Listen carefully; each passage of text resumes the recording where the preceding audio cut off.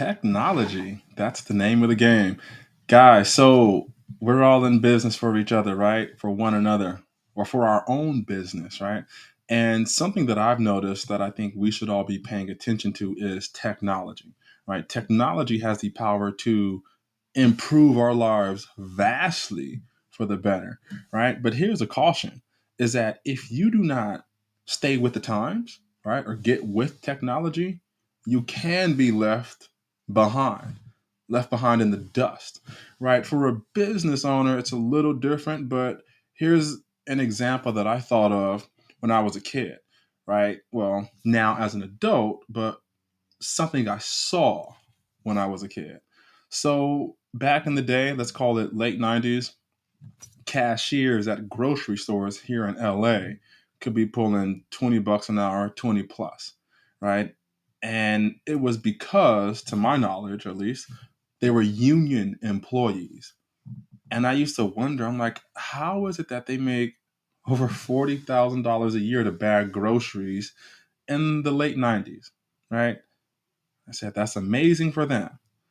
But a few years later, say a decade or so, give or take, what ended up happening? Self checkout. And self checkout changed the game, right? When I go to the store, when I go to Ralph's, I don't even go in line to the cashiers. As much as I want to, the lines are just too long. There's usually only one person working and about 10, 15 people in line. I just don't have the time, no matter how bad I really want to support face to face human interaction. I go to that kiosk, right? It's a lot faster. But as a business owner, we're not cashiers, right? We are movers and shakers. So what we have to do is employ technology to work for us, to make us more efficient.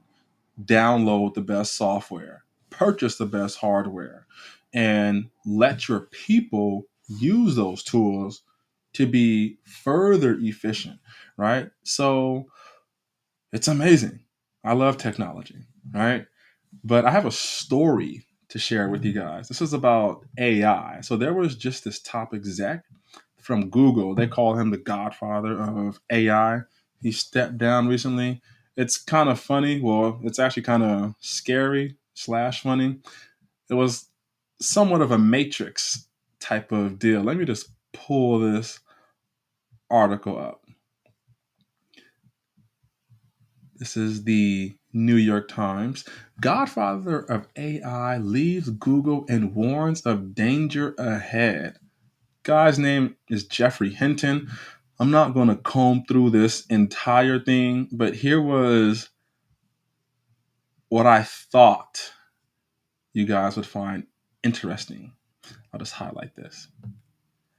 AI technologies pose profound risk to society and humanity.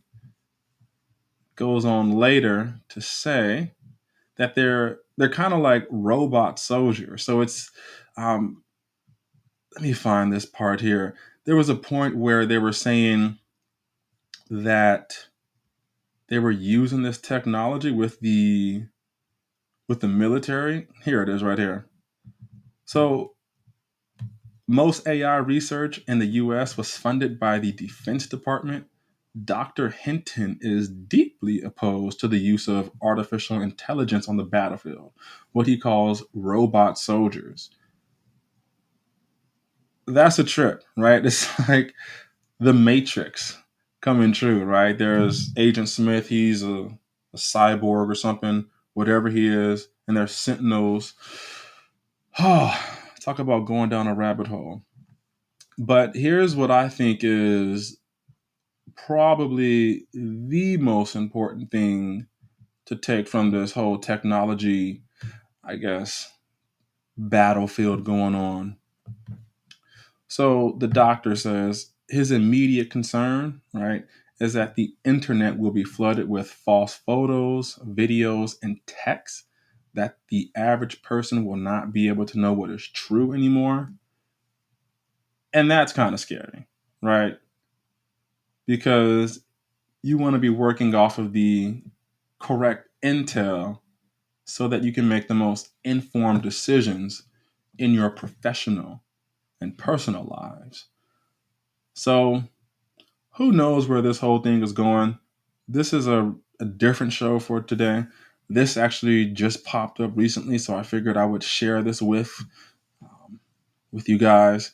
But yeah, so if you own a business, stay ahead of the curve, employ technology, stay with it, and use it to your advantage.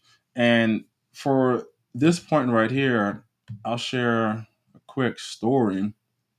I had a friend send me a post on Instagram, and it's a bunch of people talking. It's like politicians from the past like 30 years talking. And it sounds just like them. But the words they're saying is not even like those words had never been said. It's like a parody between like it's like Elon Musk and people, and I think it's like the Simpsons are in there. It was just interesting to see how technology can make that all work. But I guess here's the main point, the meat and potatoes of the story. Employ technology and don't get left behind the curve. So, that is our show for today, ladies and gentlemen. I hope you all enjoyed it. Take care and have a good one.